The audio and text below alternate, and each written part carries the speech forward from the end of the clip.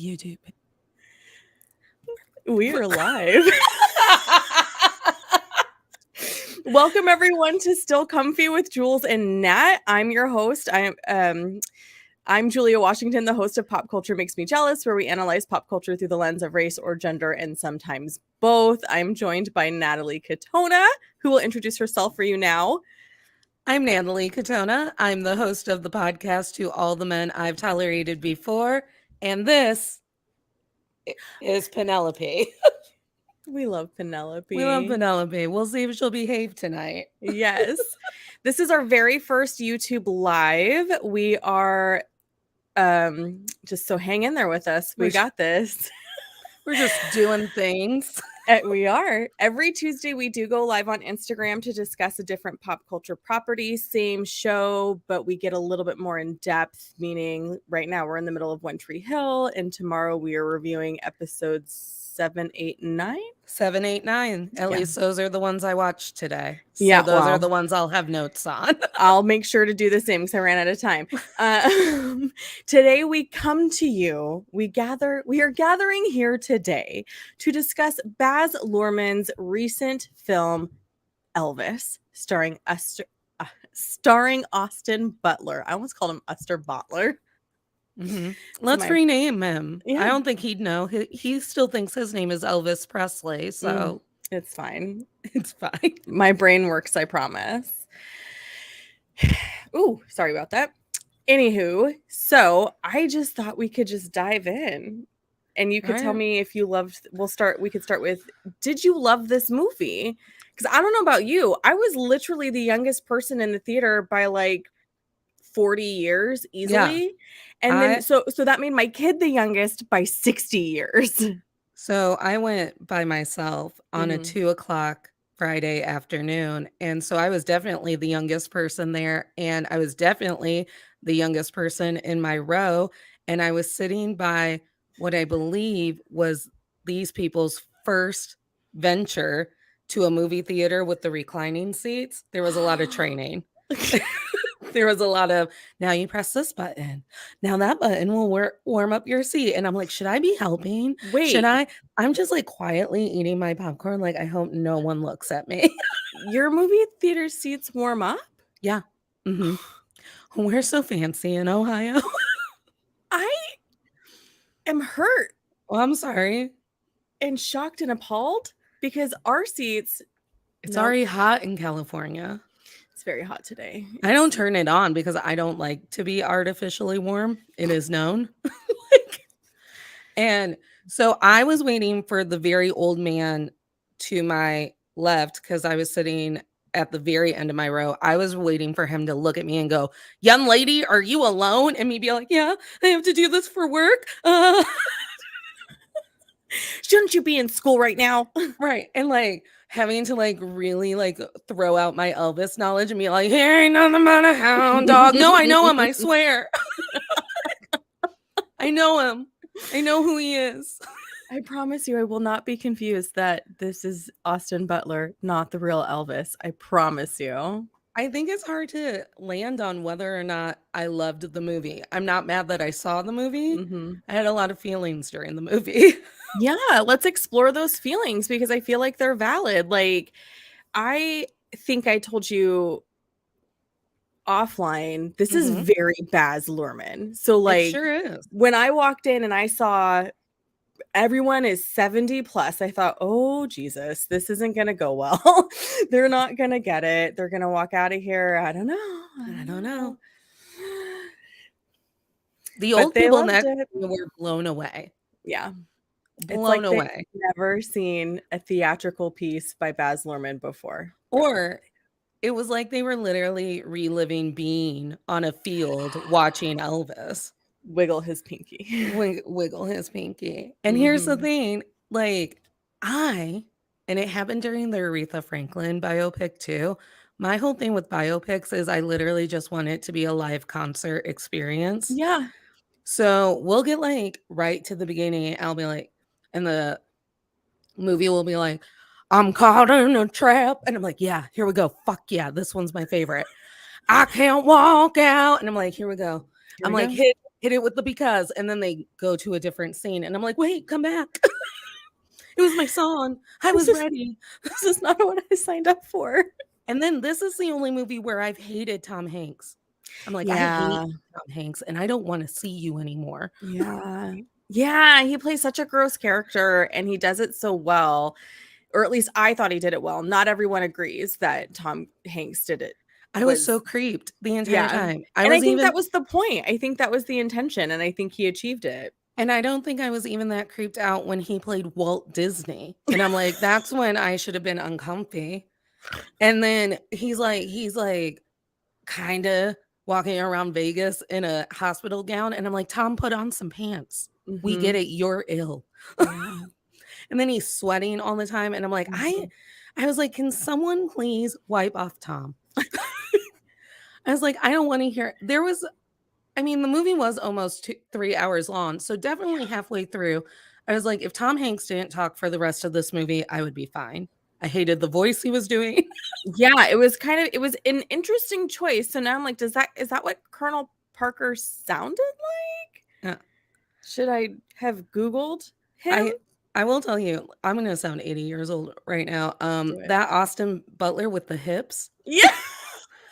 Austin Butler with the good hips. He nailed it.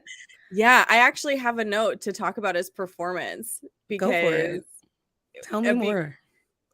Is he already up for an Oscar? Because that's what they're gunning for with this movie. Seriously, I definitely succumbed to the frenzy of Austin Butler as Elvis. Like, there is no doubt that I fell into that and then became extremely embarrassed by it because he looks like a child.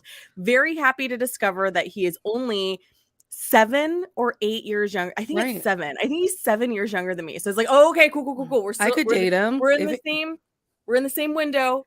We check different boxes when they ask for age demographic, but we're in the same window. If he sees this, hey Austin, I'm wearing a dinosaur bra in case you're interested. It's got dinosaurs on it.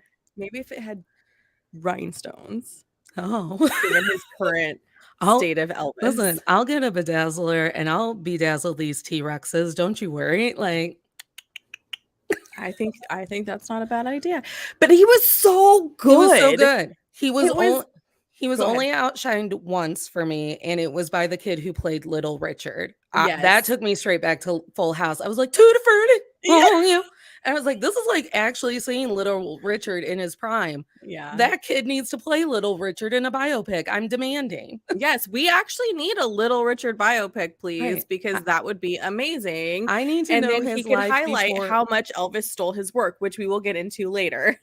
Because I would like to know what he was doing before he was hanging out with Uncle Jesse on Full House. That is my knowledge base for Little Richard. Oh, Natalie. But that was my favorite part of the movie. I was like, okay, Little Richard's here. Yeah. And did they let the B.B. King character sing and I missed it, or it didn't affect me as much as Little Richard? No, they didn't. No. He was there to reinforce the narrative that Elvis was just an appreciator of the culture. Are we going into it now? Not yet. All right. I want to give, so you know me and researching stuff for shows. Do the research. I'm the researcher. I didn't read one thing. Hey, that's your prerogative, and this is why we love you. Rolling Stone did an article called Elvis is fantastic, jittery, horny, tireless, and tragic, just like the king. And so K. Austin Collins has said this about Austin Butler. Lurhman's movie doesn't need an Elvis impersonator. It needs an actor who can survive the movie, who can not only stand out from Lurhman's heavy sensationalism, but who can also convince us that beneath all the shiny surfaces and visual outbursts, there's a person. I'm going to tell you what, there are moments when I was like, this isn't Elvis. This is Austin Butler. Like, this is Austin Butler. This isn't really Elvis. Like, he did such a good job at becoming Elvis from what I knew of Elvis. Because he went very method. Mm-hmm. And I'm like, if you guys really wanted to try for an Oscar, I feel like you should have released at Christmas. Oh, damn it. Now Austin's gonna get robbed, and, he He went on might get Fallon. overlooked because Baz Luhrmann's such a shiny, shiny, shiny show with all Well, the with all the rhinestones from Vegas. I Um, loved that scene when he's throwing out the cape every time and they're yeah, just flashing between outfits. I was like, yep, yeah. I like I it. love I'm an okay. Elvis. I love an Elvis outfit. Shout out to my friend Stephanie who tried to be Elvis at my like 8th grade Halloween party. She found an Elvis costume at a thrift shop. It was like $300 and her mom said absolutely not and she went, "Mom, I'll wear it to prom. We don't have to buy me a new prom dress. I'll keep it and I'll wear it." And you know what? She ended up not being Elvis to everyone's chagrin. Oh, bummer. I was really hoping that you would pull out a prom picture Just of her like dressed as Elvis. and I have the visuals to prove it. No. Yes. Um, Oh.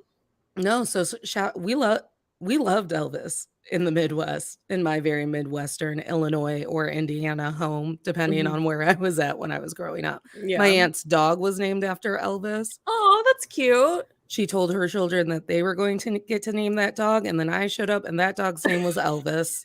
And I was like, "That's not what they picked." And she's like, "Aren't you smart?" Yep. He's a big deal. He's a big He's a deal. big deal.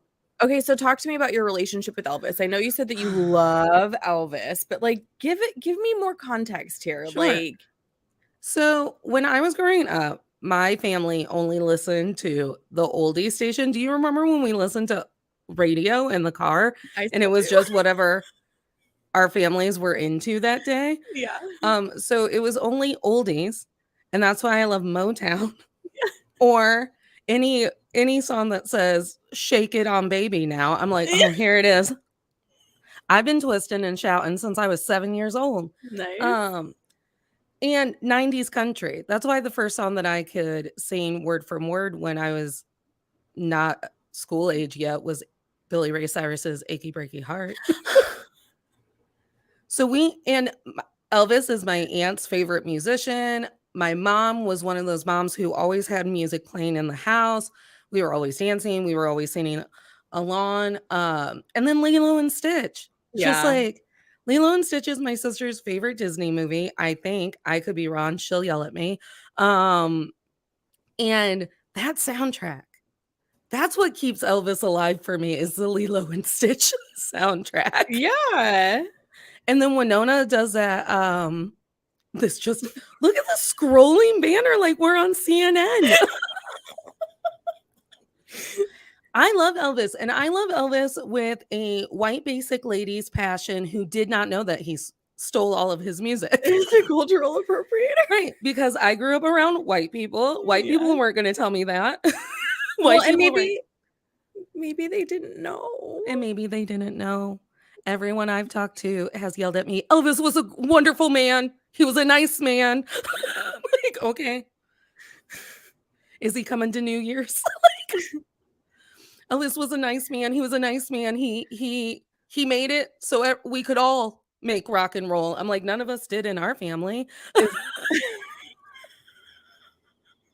I'm as rock and roll as we get in my family. Oh, I love that. That's the best. But yeah, we love Elvis. We love Elvis. And you know, we're not getting to the appropriation yet, but you let me know and I'm ready. If you're just tuning in, I'm Julia Washington, host of Pop Culture Makes Me Jealous, where we analyze pop culture through the lens of race or gender, and sometimes both. I'm joined by Natalie Katona. These CNN like banners where it's like no one told Natalie Elvis was a cultural appropriator. She lived her whole life. She had to go to a movie. She had to make Oh, friends shit, with I'm one frozen. Jules Is it me or is it Washington. you? Here we go. Are you back? Oh, now you're frozen. There we go. You're back. I'm back. Like, no, for one thing, I grew up in Northwest Indiana. None of those white people were gonna sit me down and be like, "You know Elvis from the Lilo and Stitch soundtrack? He stole all that music from BB King." And then I would have had to go, "Well, can we listen to BB King then?" And they would have been like, "No, we just can't find him on the radio." They don't play him on our stations in Indiana. It's a very white upbringing. Do you wanna make a CNN banner that goes, "This just in, Natalie is in fact white"? How did you know? This just in, Natalie is in fact white.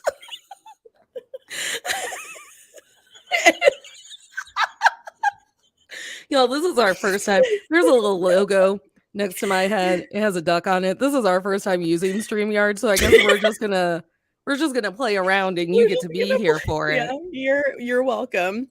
Oh, As a what was reminder, we are talking about Elvis, the cultural appropriator. So let's get into it. I eventually grew up to love BB King. I would just like to know. Well, I My mean, white fragility is coming in, and I would just like his everyone to know.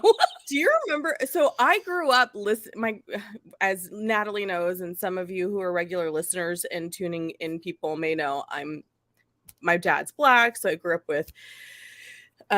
within the Black community and Black cultural experiences. And so when BB King started doing the finger prick diabetes commercials, I was like, what is I happening? don't even know that. I didn't know Because BB King did that. he had diabetes or has, I think he Did you still just say does. it like Brett Michaels says it? The diabetes? The diabetes? Is that not how you say it? It's diabetes. Okay, well, You and Brett Michaels, every rose has its thorn, and you gotta prick your finger if you have the diabetes. anyway, I was like, what is happening? This is weird because I grew up listening to like my grandparents putting him on and just like being in the background. And he was like this really cool bluesy guy. And then here he's like, me and Lucille. And then like, it's so nice to have a prick free diabetes reading. And you're just like, what is happening? But I do want to say, the decades-long debate has been he's a cultural appropriator, Correct. and the stealer of Black music. And then the other side says, well, he's just a vehicle that brought Black music to white audiences. And let me tell you, if this movie isn't the song of the white man going, you guys, Elvis had Black friends, and he tried to help them out in the music business. So I was going to say, this movie also makes it appear that Elvis was close to all of the artists he stole from. There's even a scene, I think it's when he sees Little Richard playing, where he goes, I want to cover this song. And then I want to do the Tutti Frutti song.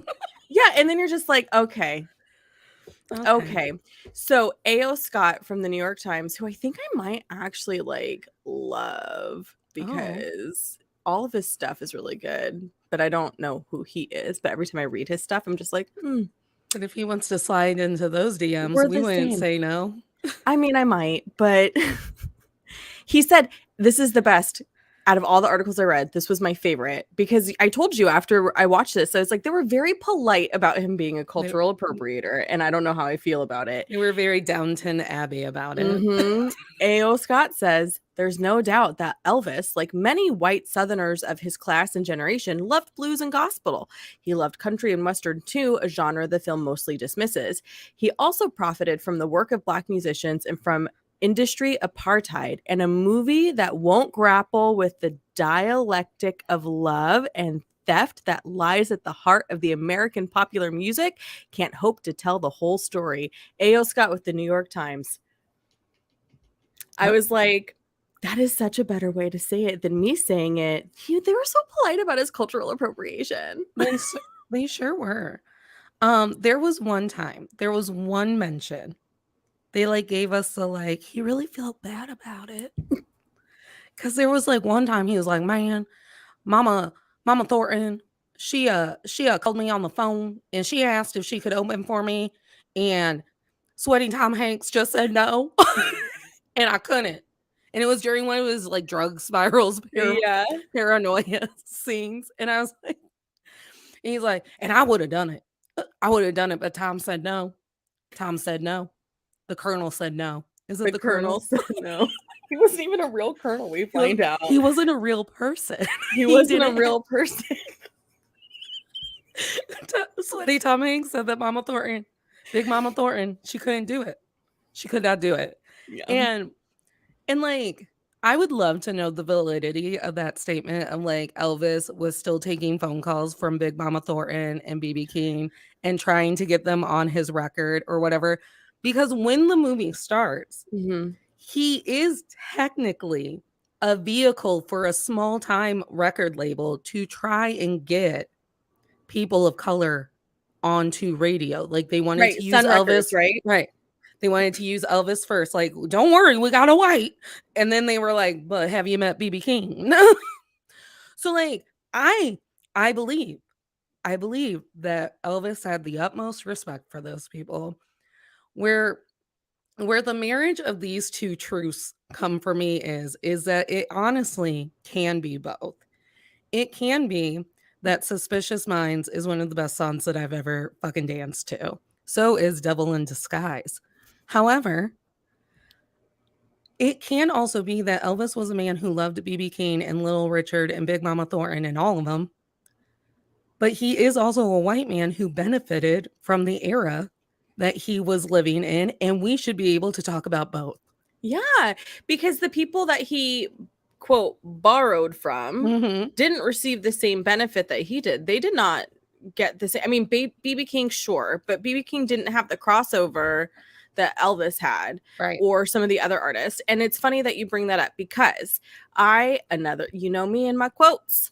Vanity Fair did an article titled "What Did Black Artists of the Era Really Think of Presley?" And they basically confirmed in this article that the film accurately portrays his relationship with BB King. And in King's memoir, he even defends Elvis by saying all of this was Elvis's interpretation. So these songs were just Elvis's interpretation of the originals. And that kind of like didn't land well with me because nobody else got as wealthy as Elvis did. So if you're going to take my shit, my intellectual property, and reinterpret it and make millions off of it, I'm going to ask for a kickback. Yeah, give me at least half. I didn't see him moving in BB King and Big Mama Thornton into Graceland. Right. I saw a bunch of other bros on Graceland and one 14-year-old Priscilla Presley. Yeah. So there's also that. And again, I mean, I left that movie and I was like, that poor Elvis. I was quietly weeping. Weeping. Yeah. And I guess, and here's something that I love about film is when I do leave questioning my own reality. And I'm like, well, what if it is both? What if he was the king of rock and roll and he had no right to that title because he stole all of his music? But what if he was a bro who really loved the rhythm and blues? I also love R&B. I won't be releasing my album White Sugar, but I do love Motown and R&B. Oh, and then because I told you that I was going to go to this movie and just seep into my white guilt. So that the more that Elvis hung out with Black people and was like, I love your music and I love your take on the gospel and God, I was sitting there and I was like, fuck, am I Elvis? Oh my God. Am I always the white girl who really thinks that she can hang? And she's just like, I love R&B and I love Motown. And I swear that I am here to support you. I'm like, am I Elvis? Is no one going to tell me? Until they do a biopic with me and a sweaty Jared Leto is playing my manager. And that's when they're going to tell me that I, in fact, was Elvis.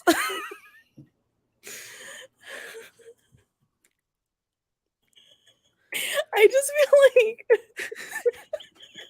Is that what they're going to put on my tombstone? Was, in fact, Elvis.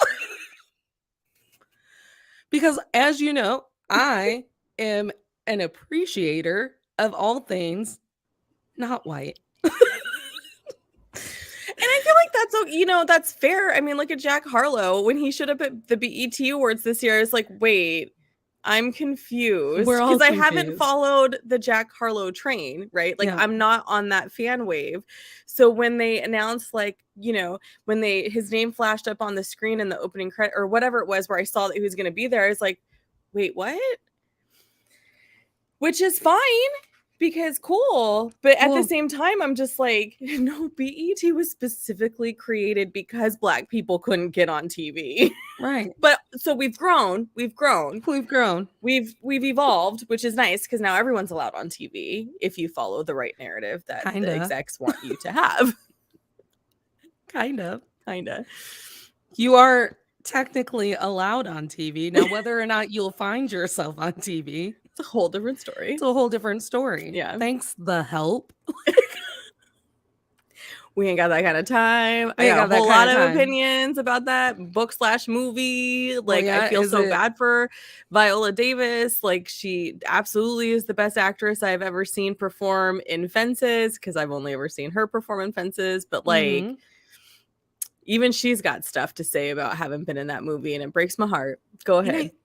And I think that's why they had gross, sweaty Tom Hanks tell the story, because then you do end up sympathizing with Elvis, which there are a list of reasons that I left that movie Yeah. sympathizing with Elvis.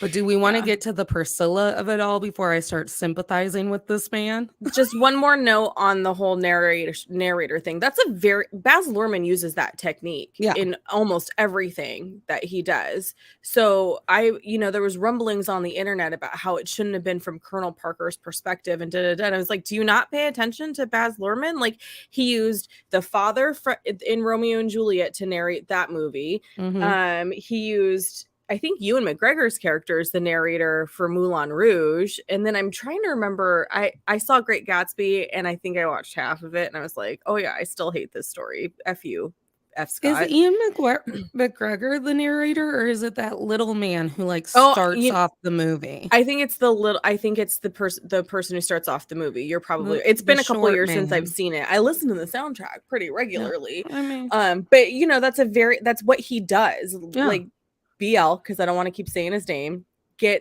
has somebody to narrate the story. 'Cause So what if he finds us?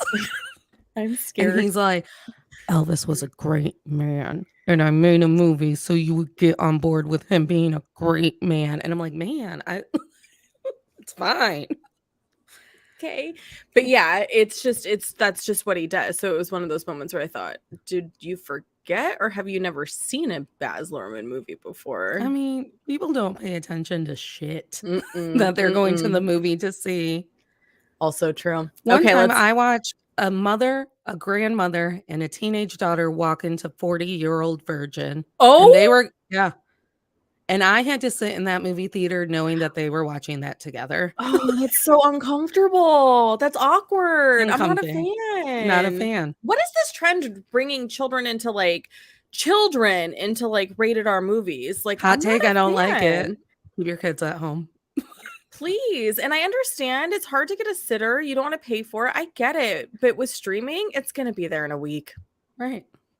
And also, I don't want to listen to sex jokes with your children in the room. No, I wanna laugh at said sex jokes, Yeah. and I wanna make an audible noise when Jeff Goldblum is sexy during Jurassic Park. Did you like That is that? my right as a grown woman. Did you like that meme I DM'd you about Jeff Goldblum? Did you Yeah. see it? Okay. Uh-huh. Just checking to make sure you saw it, because I think I like bombed you that day with a bunch of stuff. So While I was on vacation. yeah, so it's like, shit, I'm so sorry. I'm just gonna spam you right now about all these things you need to see. Yeah, okay, let's dive into your Priscilla. Because this is why I'm here as the host of To All the Men I've Tolerated Before. Everyone, let me weave you a tale of Priscilla Presley. And can we, and again, Elvis was a great man. He was the king of rock and roll, so damn talented. Can we also say in the same sentence that he married a 14-year-old? Number one, this was the movie that I became aware, because as you know, I have no idea of the general timeline of our country, our universe, anything. I'm a time traveler. I don't need to know this fucking And timeline it's hard because to it's the keep it all wrong one. straight anyway. Yeah. It's the wrong one. Tom Hiddleston, take me back. And I'll know that timeline. He's gonna be a daddy soon. That's gonna be real hard for him to take you back. Fine. Sorry. He can take me and that baby. That baby Yeah. don't need to be on this timeline. His baby's gonna be team mixed. I'm so proud of him. Yeah, and eventually that baby probably ain't gonna have no rights. So take it on my timeline where I thrive. So, anyways, Elvis Presley didn't go to war, which is what I grew up believing. When they told me that Elvis was also a soldier who served our country, I was like, wow, Elvis went to war. They sent the king of rock and roll to war. That's not what happened. All of the Southern people who loved Jesus decided that Elvis was the devil himself, maybe the devil in disguise. Maybe the devil in disguise. And so Sweaty Tom Hanks, the colonel, was like, you know what, fix that up real quick. We gonna send your boy to the service. He's gonna serve his country like I pretended I did. And he's gonna come back an all-American hero. And they just sent him to Germany. And then open up on a pretty little girl staring out the window in Elvis's bedroom. And that's where we meet Priscilla. This just it. Elvis didn't go to war. I didn't know that. I thought he went to war like my cousins. Like Joe DiMaggio did when he enlisted during World War II. Right. Like Joe DiMaggio did. I thought my cousins served some war and my uncles with Elvis. So despite their age gap, it's amazing. Fine. Right. It's amazing what children will tell themselves. So anyways, open up to a pretty little girl in Elvis's room. Her name's Priscilla. And I don't know if anyone caught this, but the other grown men in that dormitory were making fun of Elvis.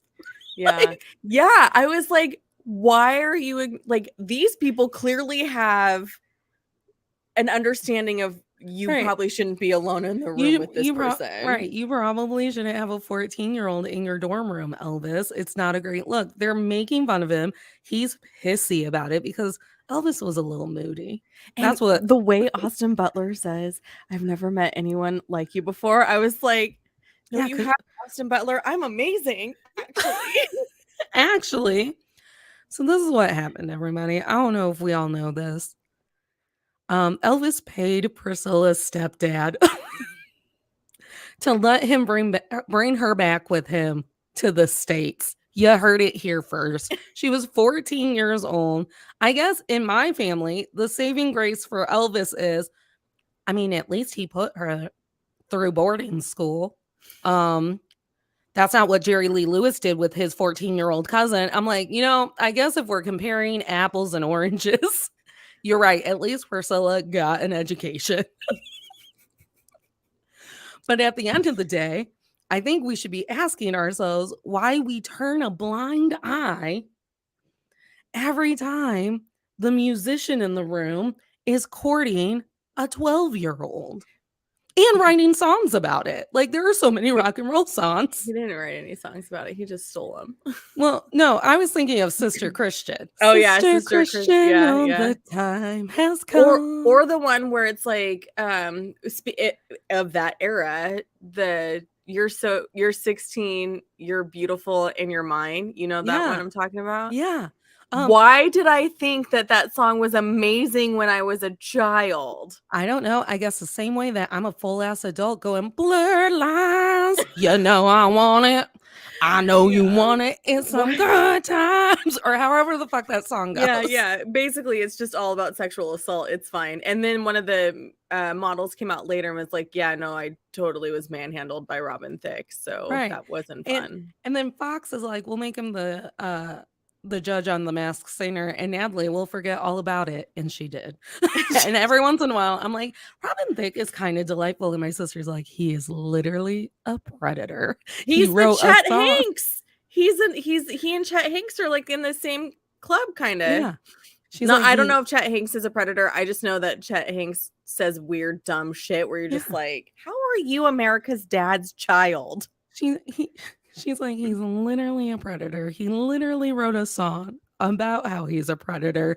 And you're like, but he likes it when the people are dressed as ducks and sing the pop songs.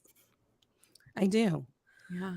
It's easy when it's flashy. Like this movie, it was so flashy that I forgot for a minute until they reminded us politely that he stole from Black people. Right. And then let's talk about Priscilla for a second. And how they painted her to be this beautiful, supportive wife, which I'm sure that she was all 17 years of her.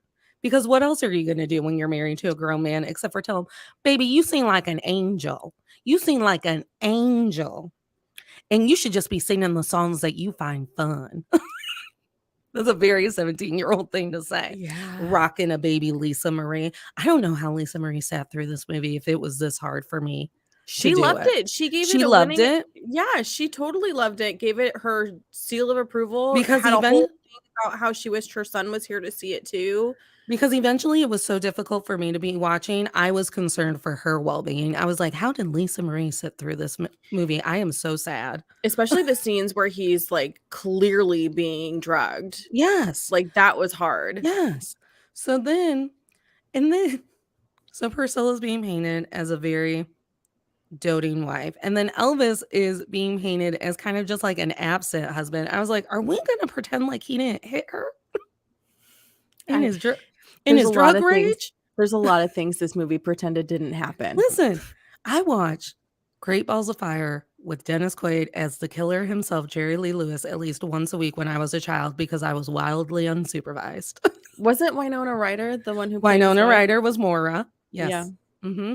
I watched that movie once a week. I loved it. It was always on TV. Yeah. I loved it. Yeah. I loved Dennis Quaid. Do, do, do, do, do, do, do. Yeah. You know he has a band, right? Dennis Quaid? Yeah. Dennis Quaid, you hit me up with your tour dates. They came when I was working at the county fair. The year I worked at the county fair, his band came through. They were he bought a hamster from our FFA kids. You know, I missed it when Kevin Bacon's band came through town, the Bacon Brothers, and I'm still so hurt. It was before I was comfortable going to things by myself, and everyone ditched me. I support your hurt because that's hard. It's Kevin Bacon. It's Kevin Bacon. Yeah. Footloose himself. So anyways, in that movie, that made-for-TV movie that they put on television every day, you watch Dennis Quaid smack the shit out of Winona Ryder. And I'm like, you know what? I respect it because that's what happened. And I would have respected if Austin Butler had also gone there. I'm like, are we just going to pretend? And then they have like one girl in Elvis's bed and he's like, I don't know, honey.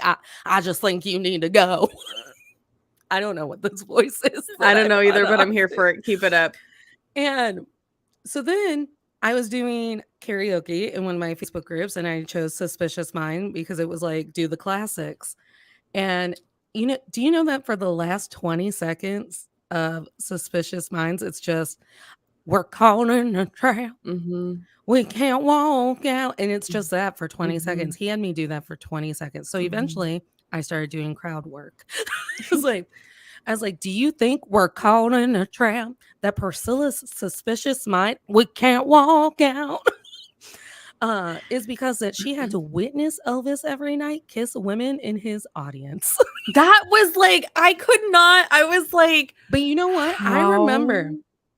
I remember all of the older women in my family talking about that when you went to an Elvis show. I don't know if they ever went, but they talked about how if you went to an Elvis show, he would make out with you. Oh man.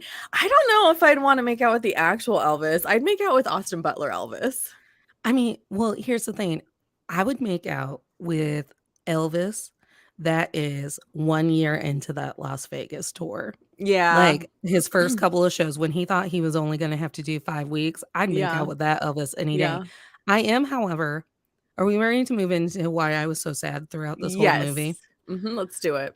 So again, hi everyone. My name is Natalie Cantona and I'm just here to tell you the hard truths. We have a huge problem in our society and in mostly the music industry where it is just known that we drug these people to make them complacent and able to work as hard as I need to work them and to get them into situations that benefit me more than them, their art, their music, any of it.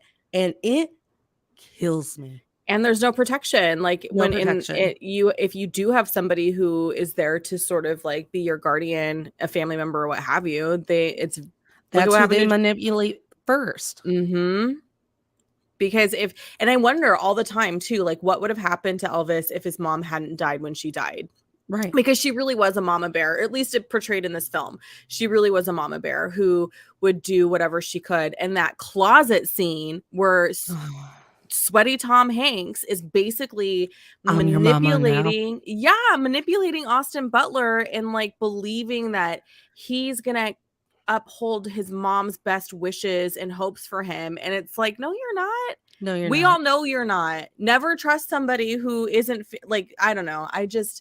I was like, that's it. That's the end of Elvis. This is where he falls apart. This is where we lose him. And, like, here's the thing, I hear way too often that that's just part of the gig, being pushed upper and downers all the time, like, Mm-hmm. that's not gonna fucking roach you and kill you one day, Right, and then right. everyone wants to talk about what a tragedy it is once you are dead. Amy Winehouse. Amy Winehouse, Elvis Presley. She legit, I mean, that song, Rehab, Mhm. tried to go to rehab, but they said no, no, no. And Yeah. then there's a documentary where somebody whose name I won't say, basically was like, yeah, don't go to rehab, write these Don't do it. songs. Like she's killing herself with drugs and you are telling her not to go to rehab and to finish the Right. album. Like that's a problem. So and then what kills me is it couldn't just stop at the medical abuse. By the time he's at that Las Vegas show for Mhm. so long, I mean, I went, "Oh my god, Elvis was a caged tiger." That's what I thought too. He was a caged animal. Eventually, someone it was the hotel man, the guy who owned the Las Vegas building. He called Elvis a sideshow attraction. Oh, He's like, "Your carnival act's one of the best ones I've ever seen." I went, "He's the fucking king of rock and roll." yeah. And they had him trapped in that. I was like, so no wonder he was paranoid. Number 1, he was paranoid because he was pushed to be paranoid. People Yeah. lied to him. Yep. And then no wonder that he died. And I think that when I was growing up, I was given the funny story, right? Because like family full of comedians was like, oh, Elvis died on his golden toilet eating a PB&J. I was like, what? And it ends there. But Yeah. when you're sitting in a 2.5-hour movie and you're just watching him be pumped full Mhm. of drugs, and then his world tour is getting taken away, and then he's on stage not knowing that he's getting his life signed away for some fat ass's gambling debts. Mhm. I don't know how Lisa Marie sat through it, but maybe she was so blessed that this part of the story came out. Right, because they do gloss over a lot of other things. There was a handful of articles. Oh, I think it was in the A.O. Scott New York Times article where he was like, everything in this movie that you see in this movie, you can read on Wikipedia because they Right. avoid so many other things that Yeah. happened in Elvis's life. But I think she took to Instagram and was just like, this is incredible. Like, everyone go see it. It's amazing. Da da da da. The hard part for me was because I was on your show and we talked about all the musicians I've dated. Yeah. List just keeps growing apparently. I haven't learned my lesson apparently. It's me shaking out your list. Mm-hmm. There are elements like where it was just like to your point about, well, you're not going to show the volatile relationship between he and Priscilla. Well, when they're having their fight and she's like, I'm leaving you, and he's like, when I'm 40 and you're 30, which is the only mention of the age gap. Yeah. That conversation, like when you love somebody so much and they are just losing themselves in the music, but not the music, but in the system of the music, it's really hard. And for me, like that scene wasn't as emotional as the one from A Star Is Born. Oh, that's what I was going to bring up. And like A Star Is Born is a movie that I love. I listen to the soundtrack all the time. I can only watch it once. I watched that movie once and I was like, I know this life, not the celebrity, but the drug addiction and the fighting and the self-deprecation and the self-hate, but being super talented. Like I was like, I don't know who wrote this, but this is like the most accurate portrayal of a volatile addiction relationship with music I've ever seen. And Elvis doesn't capture that. She does the same way that I think they could have. And I think it's the first time that someone has given Frozen again. Damn it. You? It worked. I did the thing. You did the thing. Okay. It is the first movie that I've sat through and someone gave voice to what that is. When she says, "You'll never love me as much as you love the adrenaline that you get from that stage," or whatever she gets. Yeah. Because as a person who has an addictive personality, look at me doing this. And I'm going to check. How many times are we going live this week? I'm going to check the likes and the comments every day. What up, Cinnamando? I check those likes and comments every day. It's not even my show. Yeah. I was just a guest. And I get it. And then to watch how easily that pivots into alcoholism, pills, harder drugs, any and all of it, you really have to steel yourself against that. And then if your entire team is telling you, no, this is what you need to do for the music, and you know that the music is the only thing keeping you going, you're going to put whatever they say in your mouth. Yeah. And there were some instances when he didn't even have a choice. They were just pumping him full of whatever they could anyway, keep him just high enough, just out of it enough to like just hand it over, and it's no big deal. And then at the end of the day, we still body shame the poor man with fat impersonators. Yep. When's the last time you saw a skinny Elvis impersonator in his prime? John Stamos on Full House. Hey, John Stamos, we love you. Still hot.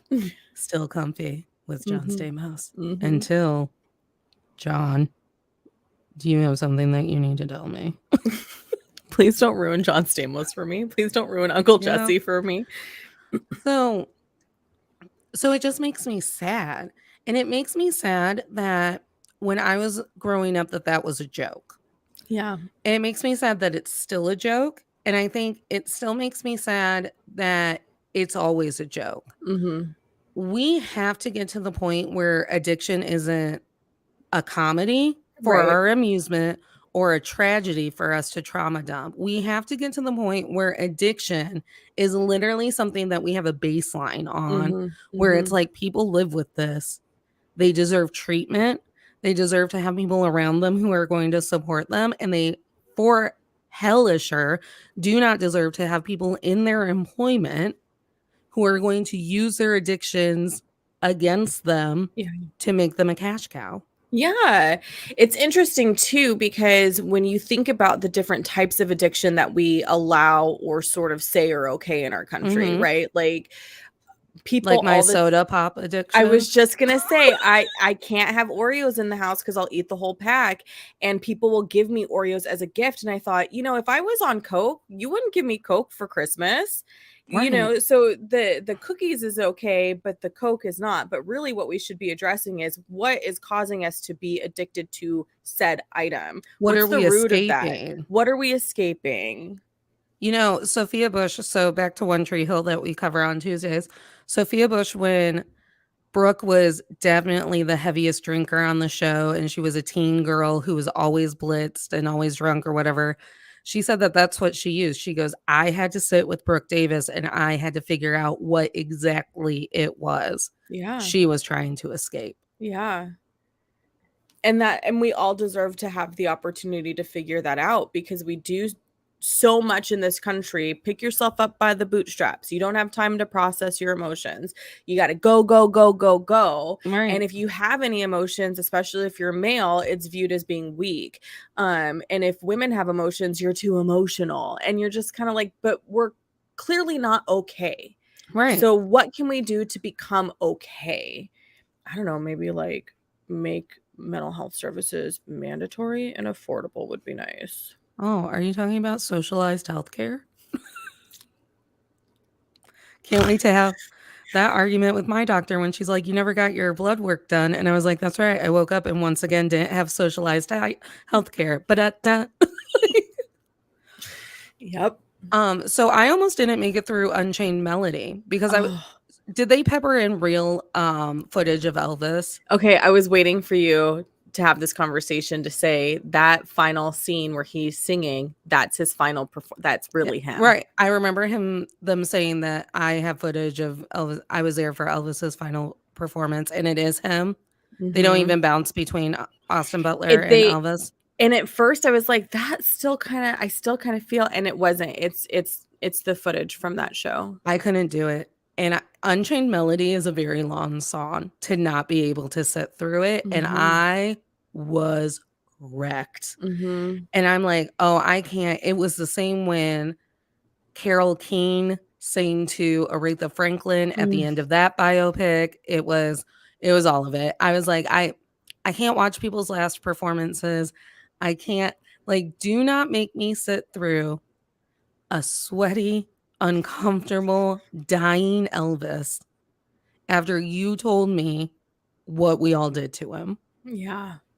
Because go ahead. I think the beauty of this movie is that it does start with him as a 15-year-old kid who basically joined the circus. Yeah. And I think that there are currently, thanks to TikTok and YouTube and all of it, a lot of 15 and younger children who are trying to join the circus. And right now, I don't find that circus to be a very safe place for anybody still. Yeah. Because the medical abuse happened to Kesha. Justice for Kesha all day, every day. I'll never not say it when I see one of these movies and they're like, I can't believe that Aretha Franklin was drugged to the point where she couldn't even sing her own songs. I go, why? It happened to Kesha. It happened to Kesha 5 years ago. Yeah. Yeah. And that's, it happened to Britney. We just freed Britney. Yeah, and we were awful to Britney 20 years ago. We were awful to Britney. And I don't even know how Jessica Simpson and Christina Aguilera escaped it or what they've kept under wraps. Yeah. Yep. So it's literally a luck of the draw. And sometimes it comes down to how resilient are your parents. Right. Because that's the other part of it too, right? Like, I know I mentioned Judy Garland earlier, and to bring her back into the situation, they literally forced her mom out. Yeah. So you could still be a mama bear, and there's still going to be somebody who's going to politely walk you out of the studio. Yeah. And that's not okay either. And so it's that concept and idea that because I have something that can make you money, I'm now a commodity. I'm no longer human. And we do whatever we can to dehumanize that person so we can continue to keep that cash flow going. I mean, God, the Britney Spears situation is the most egregious of them all in recent history. Yeah. But it's so heartbreaking, and it's not okay how the system still sort of feeds into that. And to your point about TikTok, a lot of TikTok creators kind of went and were like, we're done. We can't keep up the system. We can't keep making content. Like, I'm burning out. How are you not doing something to, and well, we have 70-year-old people who don't understand the internet trying to make laws. Right. So they're at all.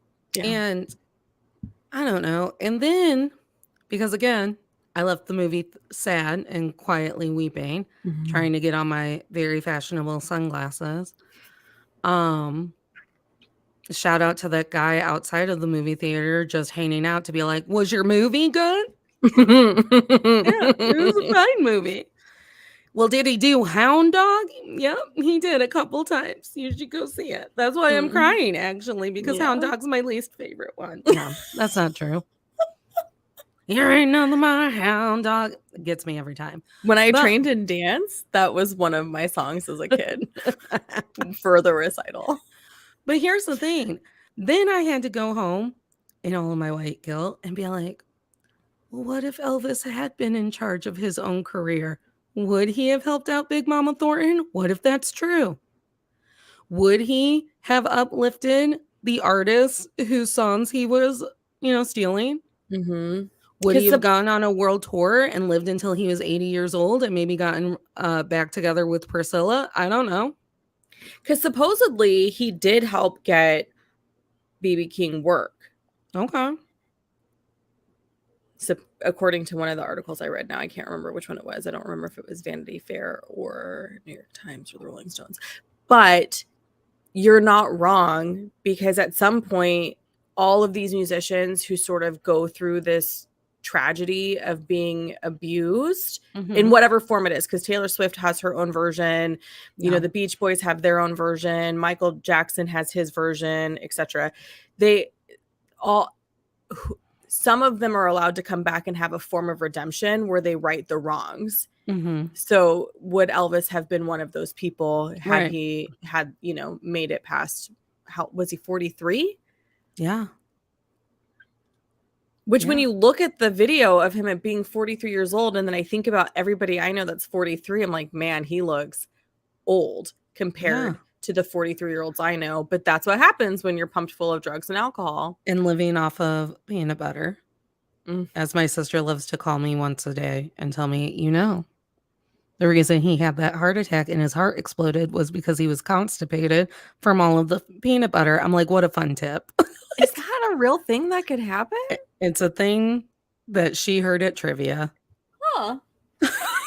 I eat peanut butter every day. I also eat peanut butter every day, but we don't eat it for every meal, and that's what makes us healthy. Yeah, and so I put it on some toast and do a little sliced banana. Put it on a bagel. Maybe there's a granola situation. Yeah. Oh, I don't want to be scared of food.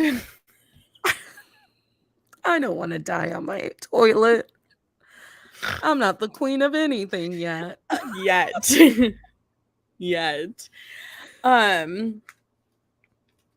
Okay, yeah. So sorry, what were you going to say? I was just saying. I was just filling in the silence. Okay. I was going to ask you, are you still comfy with Elvis, the man, the myth, the legend? When it comes to Elvis and my comfort level, it definitely has changed. Now, am I going to take the Lilo and Stitch soundtrack off of my self-care plan? No, I'm not.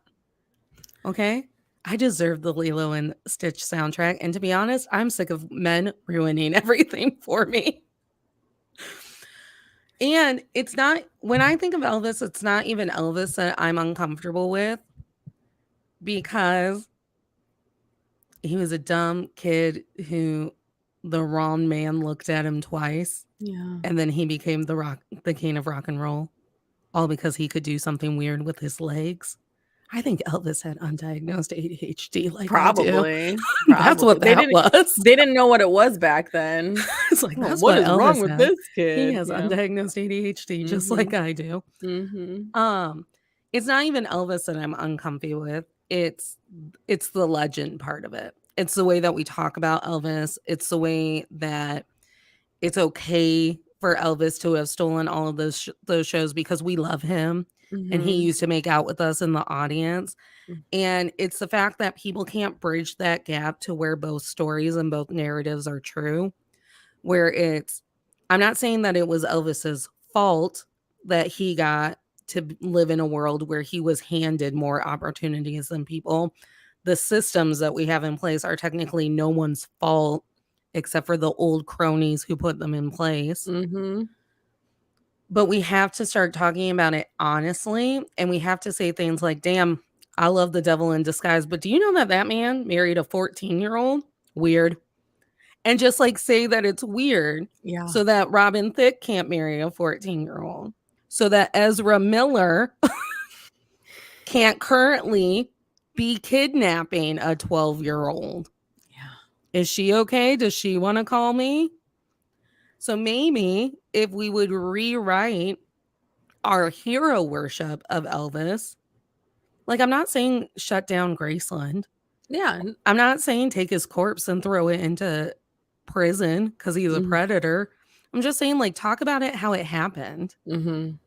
Talk about it how it happened, and then take the time to get to know B.B. King and Big Mama Thornton and pay your respects. This is why I can't stand about people who claim that they love a thing. When I love a thing, I want to go to the roots of the thing. I want to get to know B.B. King. I want to get to know Big Mama Thornton. I want to hear where all of those things came from. It's part of the experience for me. Yeah. So don't just stop at the comfy white guy that you like looking at because he's got real good hips and be like, well, now I don't have to check out B.B. King. I already heard all of his songs. And like, literally, because the thing of it is, covers aren't new.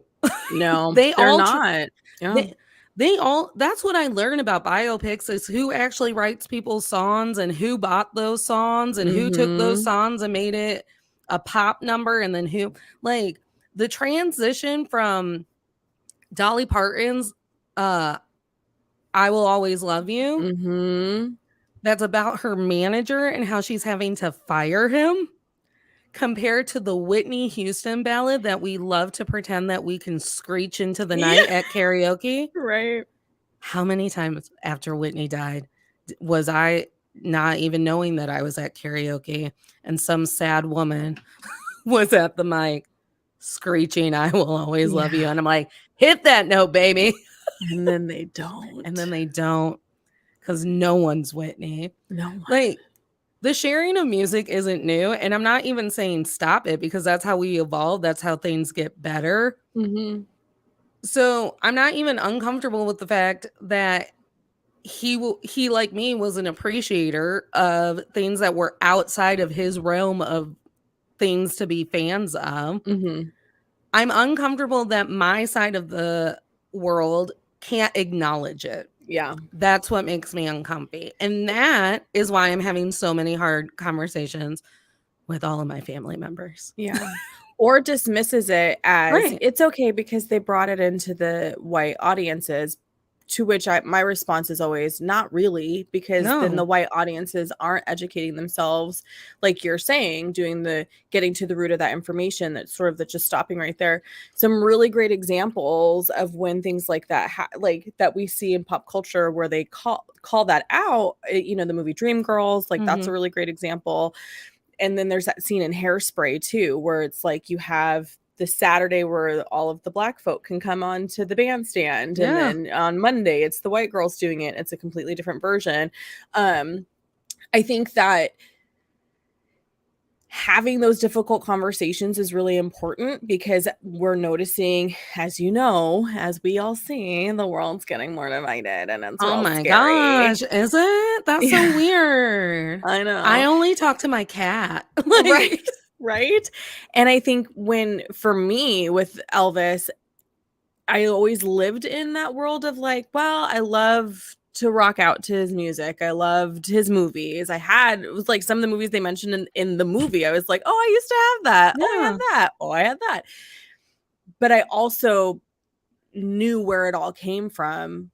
And it was a part of my culture, and it was part of my being, not because I'm black, but because that's my family listened to it. My grandparents listened to that music, and we had, you know, that in the house growing up. So it didn't occur to me that not everyone knew that he was borrowing music.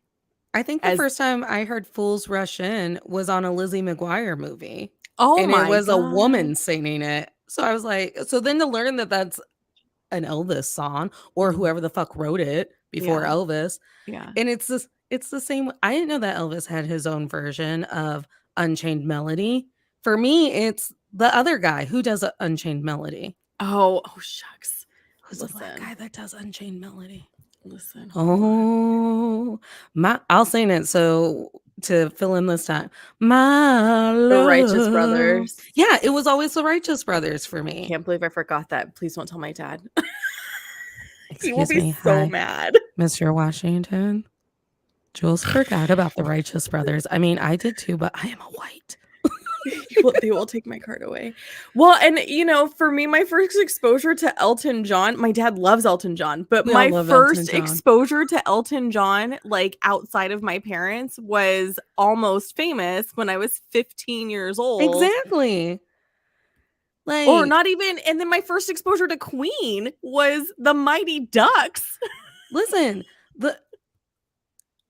for the longest time, the only Queen song I knew was Bohemian Rhapsody, because they used to play it in movies. Oh, we will. Yeah. We unfortunately are, I mean, not unfortunately, because we have our own Elton Johns. What up, Harry Styles?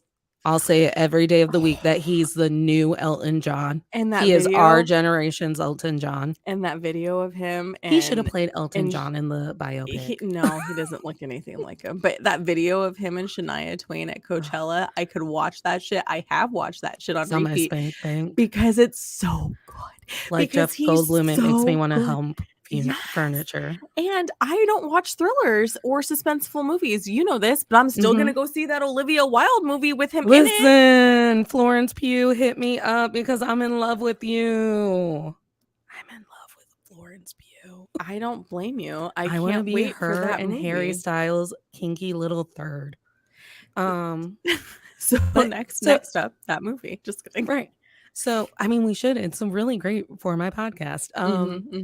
But anyways, basically, we have the luxury of getting to look backwards at all of this. Like, I understand why the people who lived through it and maybe sat there and held Elvis's hand and got to make out with them in Vegas have a hard time letting go of their picture of Elvis of Vegas, because we have the luxury to look backwards and learn and be like, wow, the Righteous Brothers and Elvis did Unchained Melody. That song is still too long. Yeah. It is too long. I love it. It's so You can't have good. sex to that song. It's embarrassing when men try to because it's too long.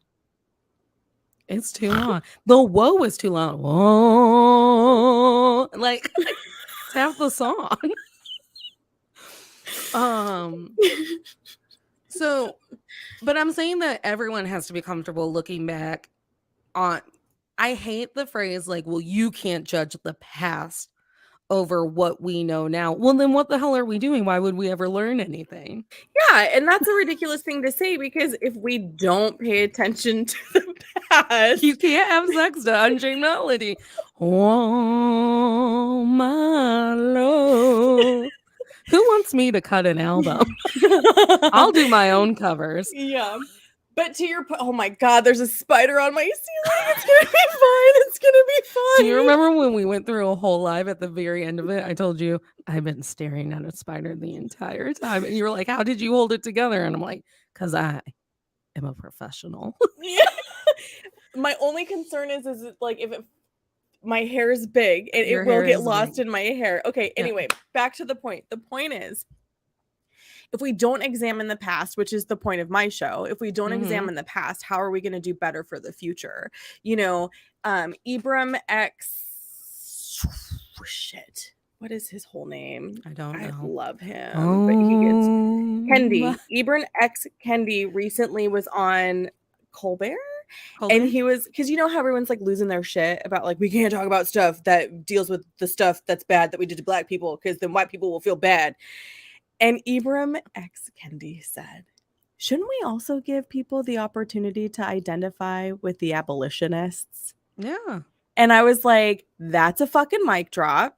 Because absolutely, because if you're coming from a place where you think that the message is that all white people are bad, you need to look inside of you. Right here. That's what I'm begging people to do at the end of every one of my podcast episodes. I'm like, hi, gang. If you like last week's episode about geeks and how they're hateful when we game. Look me in the eyes. I'm on to you. You're hateful and you're mean. Okay. And I said, listen, everybody. I think it was Natalie, my guest. She was like, listen, everybody. You just have to sit in the uncomfy. And and we haven't been trained to do it. No. We haven't been trained to do it. Some lady tried to write a white fragility book about it, and then people were mad. And they're like, what do you mean I'm fragile? I'm like, see, there it is. So there's that fragile response right on the tip of your tongue. We haven't been taught to sit in uncomfy. We have been taught to distract, drown, move away from, hide, push it down until it's an ulcer, the uncomfy. And we don't ever ask but why am I uncomfortable? Why is it so uncomfortable for me to learn that Elvis memorized all of BB King's songs and then turned them into hits? And I don't buy because if Elvis could do it, I could too. Okay, but you also could have done it with BB King's permission. Yeah. Because now we copyright music. Yeah. Taylor Swift isn't going to be that happy for me if I turn Blank Space into an interpretive dance about my abusive relationships. Yeah. But I'm ready. Any day. Any day. Any Here we day. go. Yeah. I think you're right. At the end of the day, we have to have the conversation about the both can exist. Yeah. And that's where it begins. Also, except for sweaty Tom Hanks, there's no villain in this story. At no point did I go, Elvis was a dick and he deserved to die on that toilet. Elvis was also a victim of the times that he lived in. Mm-hmm. Kesha was Well, able to take a guy to court for drugging her without her consent. yeah. Elvis wasn't able to do that. No, this movie is very sympathetic to Elvis. Yeah. Very, very sympathetic to Elvis, which I don't know how I feel about that. Right. But also the expectation when you hear Baz Luhrmann is in charge of a biopic about anybody or in charge of a movie about anything, I at least walk into it going, okay, so there's going to be a level of disconnect. Right. Except for with The Great Gatsby. I think he probably nailed that because that book is trash. F. Scott was trash. I try to not be an apologist anymore just because I have connections with people, unless you're the Critical Role cast. What up, Liam O'Brien? I love you. You can do no wrong. That man could kick a puppy in front of me. I'd be like, what'd that puppy do? Liam, talk again about anything. It sounds like a warm hug. Yeah, like we have to stop being apologists. Mm-hmm. We don't have, for one thing, we're so hung up on the villain and the hero of every story. You can respect Elvis. It doesn't make him a god. Right. For people who want to live in one country under one god, we sure love to make any schmo who makes our bodies wiggle a little bit our god, myself included. I have referred to Kesha as my high goddess. I mean, I admitted earlier today I fell into the frenzy of the Austin Butler Elvis, and there was a period of time where I thought I wasn't going to get out of that. We even go into his full method. He did the full Elvis. He still believes he's Elvis. I don't know when he's going to get out of that. We've had this conversation. A slight Southern draw. I would love to meet original. I would love to meet the real Austin Butler. Hon, you can come back. The movie done be out. You went to Fallon. Maybe when it's done in theaters. You know who Austin Butler should play with his actual perfect Southern draw?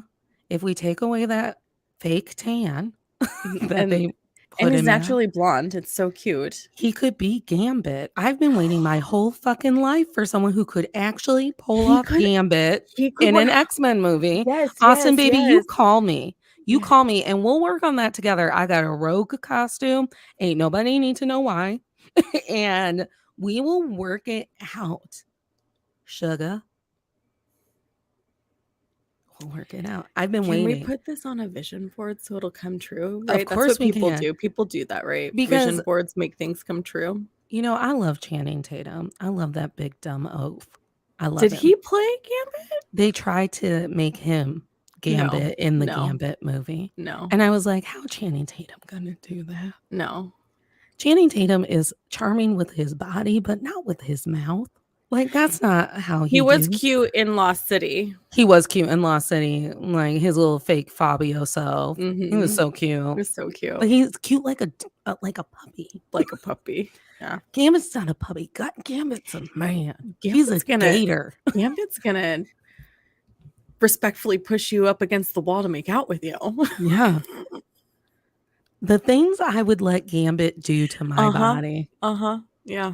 The things that go through my mind when I watch that cartoon. My brother had a Gambit poster when I was a child because he was. And so what did you do to it, Jules? He wanted to throw it away, and I was like, "I'll keep it. I'll keep it. I'm in there right above my bed." But I couldn't because I had popcorn ceiling. But I thought about it. When I was outraged that they thought that Channing Tatum could handle my Gambit, and people would be like, "Well, who would you have do it?" I didn't know. Now we know. Because Heath Ledger was dead. And I'm like, it's really Heath. R.I.P. R.I.P. Heath, who was a method actor. Austin, I need you to think real long and hard. Could you imagine Austin Butler going method with Gambit, and he's just got a deck of cards with him at all We times, would need flinging them somebody. at people? We would need to assign him mental health support so we don't lose him. Just flinging cards. Yeah. Pretending his girlfriend sucks the life force out of him. Okay. Okay.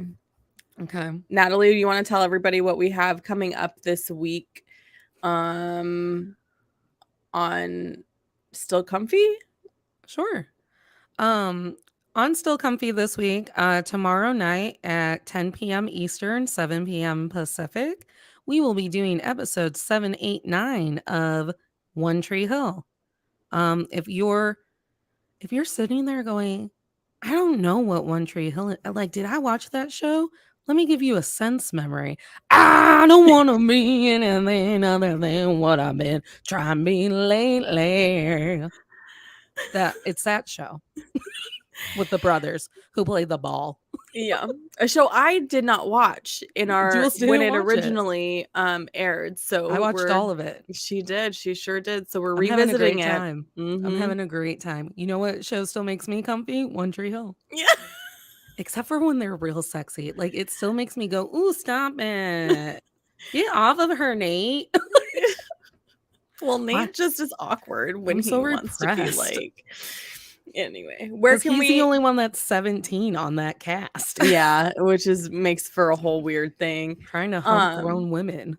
Yes. Ooh. But you can tune into that on Instagram Live with us. Yeah. Pop Culture Makes Me Jealous, To All the Men I've Tolerated Before. What's happening on your podcast this week? So last week on To All the Men I've Tolerated Before, the episode that is currently out is You're Not Too Geeky to Gatekeep. And it's all about my platform where I shed some light onto how femme gamers are actually treated, or players of color, all of them. Anyone who's not a white guy, how we're treated in the gaming community. This week, Jules is actually the guest on the podcast, and we're talking about, it really fits in with Elvis, because we're talking about how as a society we love to shame celebrities so we can hide all of our indiscretions right under a rug. Oh, I'm so excited it's our episode. Yeah. I don't remember anything I said, so I can't wait to listen. We also tried to plan 3 more episodes on that episode. We're like, and then we'll do this. We just love talking to each other about all the things. We do. Where can they find you? So the podcast is called To All the Men I've Tolerated Before. It's wherever you find podcasts, but if that's hard, you can find me at Men I've Tolerated Pod on Instagram, and I put it all on a link for you, including all of the ways that you could support the podcast with love, or with my love language, money. I'm excited. I'm excited for this week's episode. And friends, Pop Culture Makes Me Jealous, the pod where we talk about pop culture through the lens of race or gender, and sometimes both. Last week, we talked with a sex therapist about the TV show Normal People. So hot. Yeah, it's a good one. She's going to come back actually to talk about Conversations with Friends. I'm real excited because that has Taylor Swift's boyfriend, rumored fiance on it, Joe Alwyn. This week, it actually kind of ties in a little bit with your episode last week, where I have somebody, Joe Gonzalez from the Comic News Insider. That took me a minute. He is one of the hosts of that show. Yeah.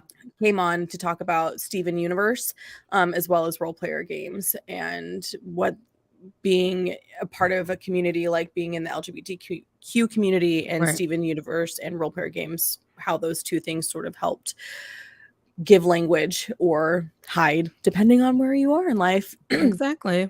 You can find us wherever you find your podcasts, and we're also on Instagram, Pop Culture Makes Me Jealous, and it's super fun if you get caught up with Natalie and me, because we're a good time. We're a good time. We have an entire series on the time traveler's wife and why Stephen Moffat is my sworn enemy.